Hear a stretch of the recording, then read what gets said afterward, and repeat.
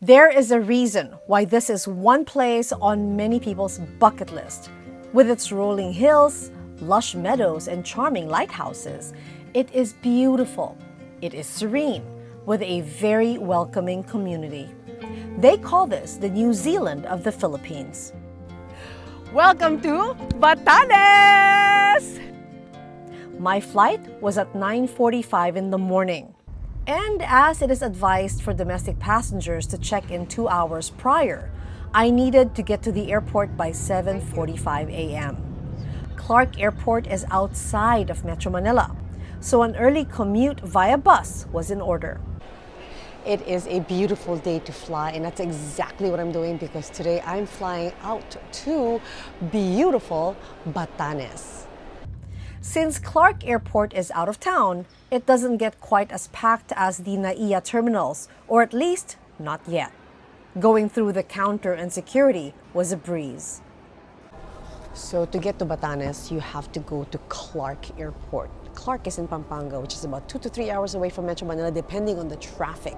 But there's an easy way to get there. It's via P2P, or point-to-point bus, which is what I took this morning. It cost me 310 pesos, or equivalent to $6, to get from Manila to Clark. It's convenient, it's fast, and all I did on the bus was sleep all the way through. The other place to get it is actually from NAIA Terminal 3. Where I went was Trinoma Mall in the north. And now I'm in Clark Airport, which is one of the best airports in the Philippines today. As of October 2025, only PAL Express flies directly to Basco, Batanes from Clark, so that's what we took. The 1 hour and a half flight was calm and uneventful. And since ours was the only flight that morning, we got our bags fast, and off we went to our first stop with our very able tour guide, Jerby. So this, you can see the body of water right there. That's the Pacific Ocean. Wow, it's so windy. And then the other side is the West Philippine Sea, and right in the middle of it, this church is the Mount Carmel Church. It's the only church that's been built on top of the hill here in Batanes. Mount Carmel Chapel is also known as Tucon Church. Tucon means hilltop in Ivatan, that which they call both the language and the people of Batanes. First established in 2008, the chapel is designed after traditional Ivatan homes, which are made with stones and boulders. We made a short stop at the Pag-asa Tucon radio station to enjoy the view. Then, a quick skip to the Café du Tucon. This is the cafe run by the Fundación Pasita, the primary lodging in the area. Named after its former owner, internationally acclaimed visual artist, the late Pasita Abad. Outside the cafe stands her statue, holding paint brushes, watching over the property. So I am at the Café du Tucon, and I am trying out their famous tea. This tea is called tubho. Tubho. It's made from a natural wild fern. So it's a little bit sweet, but not overwhelmingly so. And it's deliciously refreshing. The cafe is colorful, and so is the Pasita Abad Gallery underneath the cafe. This place features artworks of Abad herself and other Ivatan artists. The Japanese tunnel was our next stop. This was a shelter for Japanese soldiers during World War II. They ordered the Ivatans to dig the 250-meter-long tunnel that served as a lookout spot while in battle during the war. I, unfortunately, was not able to enter the tunnel as it was flooded in all 3 entry points. So, off to the Valugan Beach we went. Not to swim, but to marvel at the different sized boulders and stones. No souvenirs for anyone because taking any stones from the beach is strictly prohibited. Since Batanes is known for its beautiful scenery, we made sure to reach Vayang rolling hills to see the sunset. I felt an immediate sense of peace as I ran to the top of the hill where the view was loveliest. I stood there until the sun disappeared with my whispers of gratitude for the best first day I could have asked for in Batanes. Our second day began with a blessing of double rainbows as we drove to the port where we took a boat to the nearby island. Good morning. This is day 2 of my adventures here in Batanes, and today we are going to Sabtang Island, which is the smallest inhabited island here in Batanes. And that is the boat that we're going to take. That boat is called the Falua. The Falua is a traditional open-deck Ivatan boat that ferries people and goods, even vehicles like motorbikes, between islands. The 30-minute ride to Sabtang had its rough moments, but overall, I found it quite the fun adventure since I love boat rides. From the San Vicente port in Sabtang, our first visit was to the San Vicente Ferrer Church, better known as the Sabtang Church. Built in the late 1700s, the church has been declared a National Historical Landmark by the National Historical Commission of the Philippines in 2008. A ride away at the Morong Beach is the Ahaw Arch Rock Formation, or the Mahayaw Arch. The arch is a natural rock formation sculpted by ocean waves, wind, and time. It's a pretty spot that everyone, especially beach lovers, can enjoy. This was followed by a stopover at the Nataw viewpoint. So that's the Morong Beach. We just came from there, and it's lovely, isn't it? The weather is not really cooperating. It's sunny, and then it rains, and then it's sunny again, but I take it. Look at that view! It's a fantastic view. I love you! To get to my next stop, I took a joy ride on the Cogon tricycle. This unique trike found in Batanes is named so because of the use of Cogon grass on its roof. Yes, I'm making a fashion statement. So this is the bakul. This is the hat worn by the Ivatan women to protect them against the sun and the rain, or against the elements. Now, the men wear something different because they protect their shoulders as well. Why don't the women have that? I don't know, but it's pretty cool to me, don't you think? Note to self, never attempt to get on a fashion runway. Anong gawa sa ano? Ito po ay gawa po sa tinatawag naming buyabuy or Philippine dates po. So may mga dates po tayo, date palm po tayo, which is local po. Galing po sa dahon niya to, dahon ng dates. And ito po ay galing dun sa abaca fiber. At yung mga pinantali po natin, ginamit na pinantali dito sa dates to embed here in the abaca fiber is ano po, mga string po na drifted po from dagat. Oh, see, they use all natural here. All natural stuff here in Batanes. Bakul. I love it. Bakul, bakul. And you know what? It will help if you have no hair. This is the perfect thing to wear. Oh look, I have longer hair now. I'm so fashionable. Protection sa init and then I love it. Stone houses are a big part of the Ivatan culture, as these were built historically to protect the Ivatans from the harsh weather of the province. Nowhere is it better to see than in Sabtang. Savidug is an area with a row of these preserved stone houses with Cogon grass as roofs. The thicker, the tougher, the better. The lush green grass at the Chamantad Tinyan view deck was too inviting for me not to remove my sandals as I walked, ran, and sang the sound of music, while enjoying a different view of the Morong Beach, the hills, and the clear skies. Batanes is famous for their lighthouses, and the Sabtang Lighthouse is one of them overlooking the West Philippine Sea. This is in clear view from the port, where we once again got on the Falua to leave Sabtang and return to Basco. Art is highly encouraged among the Ivatans, so it isn't surprising that many are talented. Some of these artworks are proudly displayed and sold at the Creative Hub along with other local products. To get a good view of Basco, a visit to the Naidi Lighthouse, otherwise known as the Basco Lighthouse, was in order. The lighthouse is 6 stories high, so it's not an easy walk up, but the panoramic view of the city is well worth it.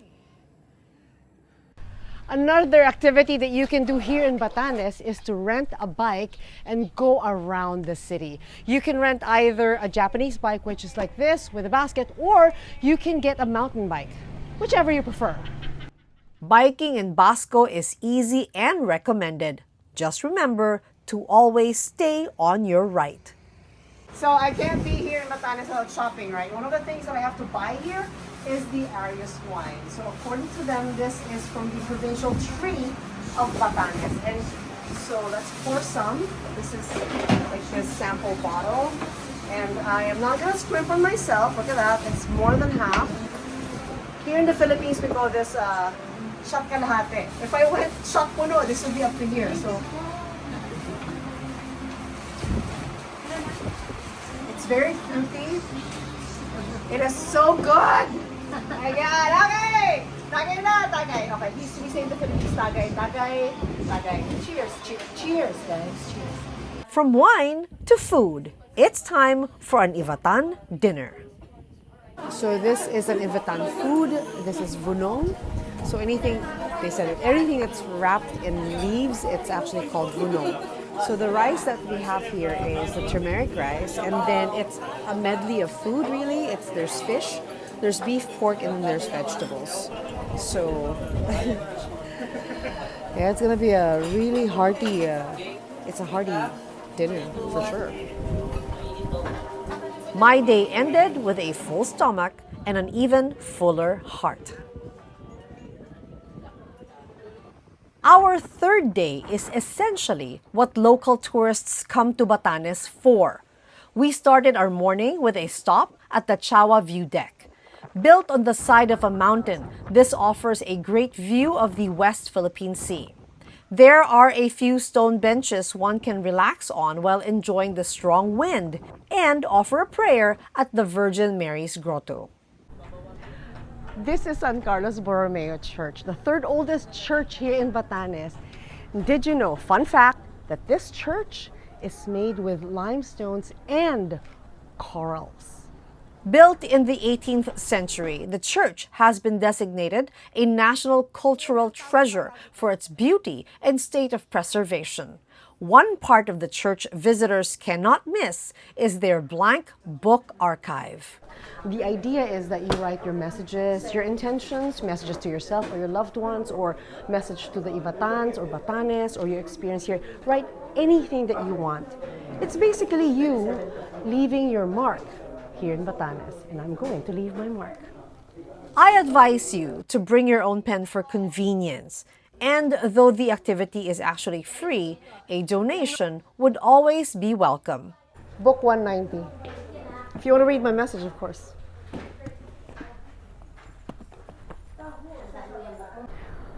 One of the many things that Batanes is known for, and the reason why a lot of people come here, is this.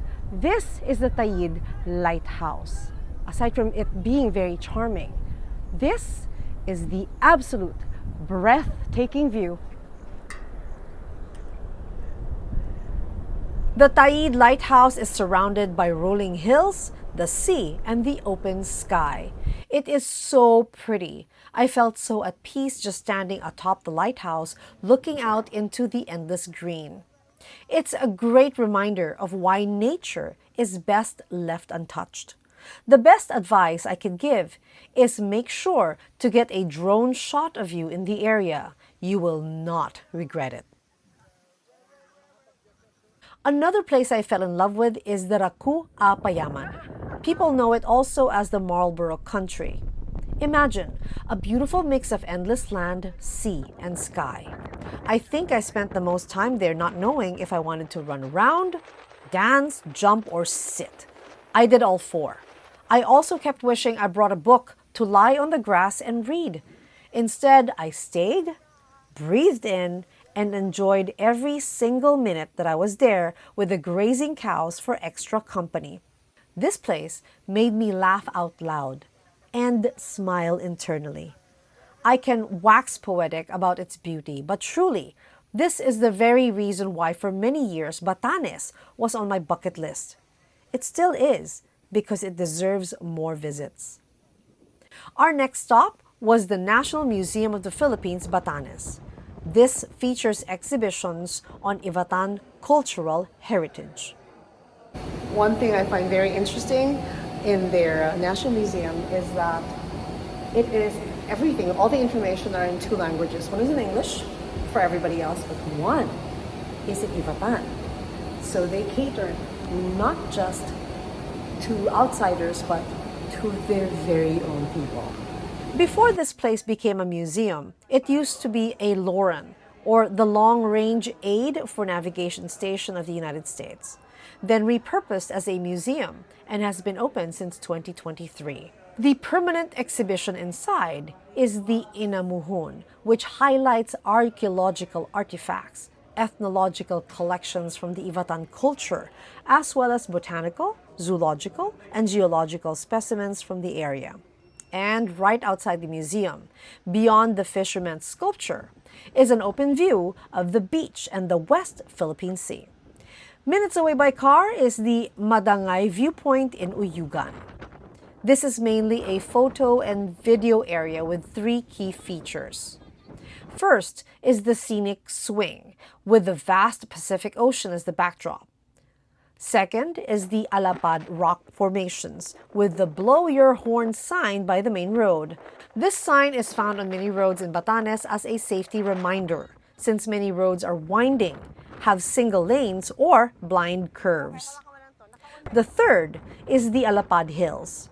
This is where local tourists flock to do their own versions of an iconic scene in a 1991 Filipino film, Hihintayin Kita sa Langit. The view is absolutely stunning, so my running up and down Alapad Hills was inevitable. I had to. I just had to. Then it was time for a mini break at the Honesty Coffee Shop in Ivana. You know, there's not a lot of places in the world where a store can be completely unmanned, but such is the case here in Batanes, because here there is a strong sense of community and responsibility. And for the Ivatans, honesty is a way of life. This self-service shop has been opened since 1995. Aside from snacks and drinks, souvenir items are also sold here. So the system here is, for example, you want something from the store, just get it. Make sure that you know the price, because the price is written there anyway. The next thing you do is to log whatever it is that you're purchasing. Get money from your wallet and then just pay here. Just drop it in the box. Shopping here was fun and easy. I made sure to log down my purchases of magnets, cute t-shirts, and banana Q, then paying with a little extra. I had fun doing it the Ivatan way, and so did everyone else. It's unfortunate that honesty is a novelty, especially in this day and age when it comes to purchases. But it's refreshing to know that in Batanes, there is a community that not only takes pride in being an honest people, but thrives in it. Afterwards, we made a quick stop at the National Historical Landmark, the San Jose de Ivana Church that was built in 1795. Our final stop was at the House of Dakay, the oldest existing stone house in the province and is considered a UNESCO heritage building. In existence since the 18th century, the house is a classic Ivatan home made of limestone and boulders with thick cogon grass roof. To say that Batanes is beautiful would be oversimplifying it.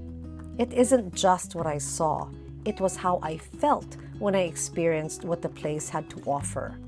I really wish I could have spent one more day doing nothing but breathing in the fresh air and the natural wonders all my senses encountered. Truly, Batanes lives up to its other name as the paradise of the North. And that's a wrap on my adventures in breathtaking Batanes. I hope you enjoyed your time with me. Till the next one. A special thanks to Dominic and Renelyn Castillejos, the staff of Batanes Travel and Tours, and the Philippine Travel Agencies Association Incorporated.